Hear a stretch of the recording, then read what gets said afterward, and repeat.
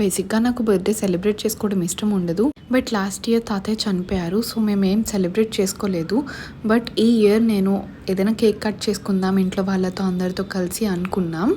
Last year నేను job చేస్తున్నా ఈ టైంకి. బర్త్డే అని కూడా నేను ఎవరికి చెప్పలేదు. బట్ ఎట్ లాస్ట్ పాయింట్ వాళ్ళకి తెలిసి అక్కడ డాక్టర్ వాళ్ళు కేక్ కట్ చేయించారు. సో మళ్ళీ నెక్స్ట్ ఇయర్ ఎక్కడ ఉంటాం అందరం తెలియదు కదా. అందుకే ఈసారి చిన్నగా కేక్ కట్ చేసుకుందాం, వీళ్ళతో హ్యాపీగా సెలబ్రేట్ చేసుకుందాం ఈ మూమెంట్ని అనుకున్నాం. మేము ఎప్పుడు ఈ లైట్నింగ్ క్యాండిల్స్ని కేక్లో గుచ్చమన్నమాట. ఎందుకంటే బ్లాక్ పౌడర్ ఉంటుంది అండ్ దాని పౌడర్ మొత్తం కేక్ మీదే పడుతుంది, అది మనం తింటాం. సో అలా కాకుండా మేము ఓన్లీ చేత్తోనే పట్టుకుంటాం.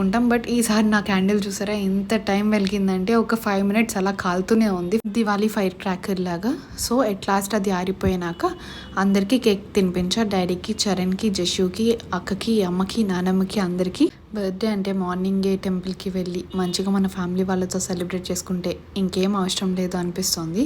సో నాకైతే ఇలానే సెలబ్రేట్ చేసుకోవడం ఇష్టం. మీకు ఎలా సెలబ్రేట్ చేసుకోవడం ఇష్టమో చెప్పేయండి. అండ్ ఎవరైతే నా బర్త్డేకి టైం తీసుకొని స్పెషల్గా విషెస్ చెప్పారో అందరికీ thank you so much.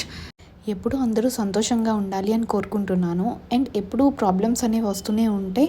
But దానికోసం మనం చిన్న చిన్న హ్యాపీనెస్ని వదిలేసుకోకూడదు కదా.